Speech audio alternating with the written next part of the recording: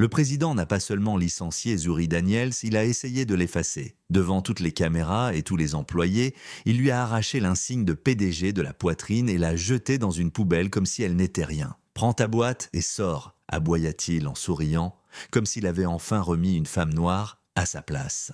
Les téléphones filmaient, le personnel suffoquait, le conseil souriait, mais le silence de Zuri n'était pas de la peur, c'était de la stratégie. Parce qu'au moment où son équipe juridique franchirait ses portes vitrées, le pouvoir qu'il croyait posséder deviendrait l'arme même qui le détruirait. Le parquet de négociation d'Apex Global Bank avait été conçu pour faire croire aux hommes puissants qu'ils étaient intouchables. Cette illusion s'est brisée au moment où le président Richard Holston décida d'humilier la seule personne qui avait rendu la firme profitable à nouveau.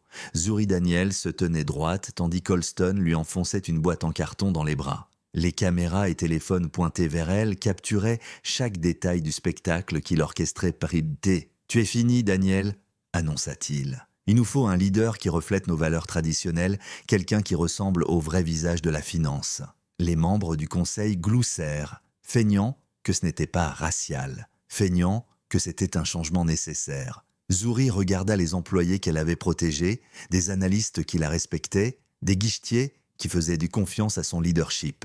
Ils avaient l'air terrifiés, impuissants. Holston s'approcha, arracha son insigne de PDG et le jeta dans la poubelle. « C'est là où ça appartient », ricana-t-il. « Prends ta boîte et sors comme tous ceux qui ne correspondent pas à notre culture. » Zuri ne baissa pas la tête. Elle n'implora pas, ne supplia pas. Elle posa simplement la boîte à côté d'elle et regarda Holston droit dans les yeux. « Tu fais la plus grande erreur de ta vie. » Holston eut un large sourire. « La seule erreur, c'était de t'avoir embauché. » Les agents de sécurité l'entourèrent, attendant le signal pour la traîner dehors. Les téléphones filmaient, les commentaires apparaissaient en direct, les journalistes murmuraient dans le hall. Cette humiliation était destinée à devenir virale, à détruire sa réputation pour toujours. « Faites-la sortir », ordonna Holston.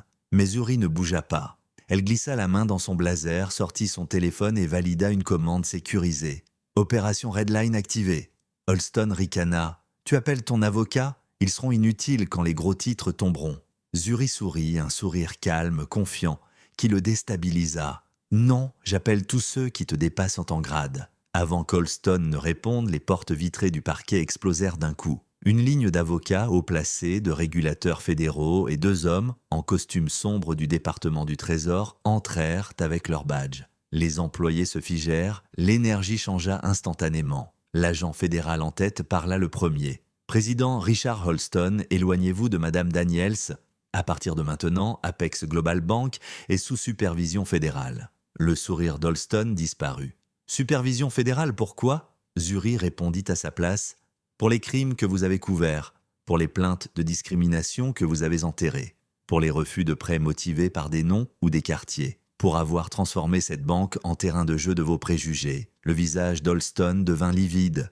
L'agent du Trésor continua. « Madame Daniels nous a fourni la documentation. Nous enquêtions depuis des mois et votre mise en scène publique a accéléré votre chute. » Les agents juridiques se déployèrent, collectant appareils, sécurisant les serveurs, escortant les membres corrompus du conseil. Holston regarda autour de lui paniqué. « Je suis le président, vous n'avez pas le droit. » Miranda Cole, la stratège juridique de Zuri, avança.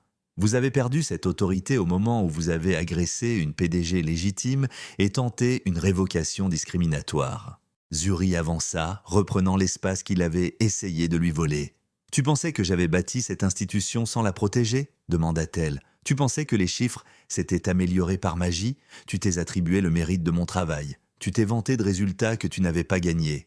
Mais chaque amélioration portait ma signature et chaque crime portait la tienne. » Holston tenta de passer outre la sécurité, mais ils le bloquèrent. « Tu vas ruiner la banque ?»« Non, » répondit Zuri. « Tu l'as déjà fait, je la sauve. » L'agent du Trésor leva un document.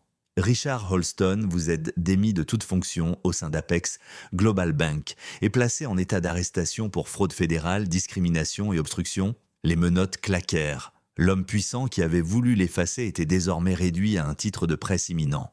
Il leva les yeux vers Zuri, terrifié. « Tu m'as piégé. »« Non, dit-elle, la voix posée. Tu t'es piégé tout seul le jour où tu as cru que je resterais silencieuse. » Les employés commencèrent à applaudir, d'abord timidement, puis plus fort, plus unis, plus féroces. Certains pleuraient, d'autres filmaient, tous furent témoins de la justice. Zuri se tourna vers eux, que ce soit la dernière fois que quelqu'un ici soit manqué de respect pour ce qu'il est.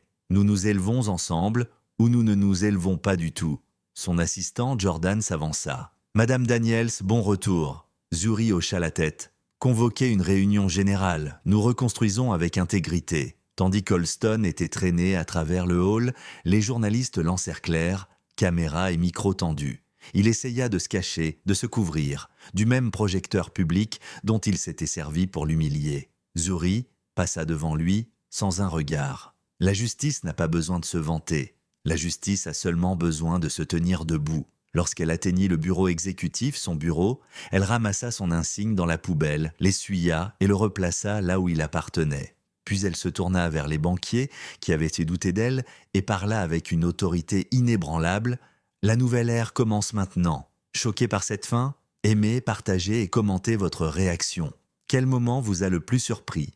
Abonnez-vous et activez les notifications pour plus d'histoires où la dignité s'élève, l'arrogance s'effondre et la vérité frappe plus fort que l'humiliation. Vos commentaires aident ces histoires à atteindre des millions de personnes.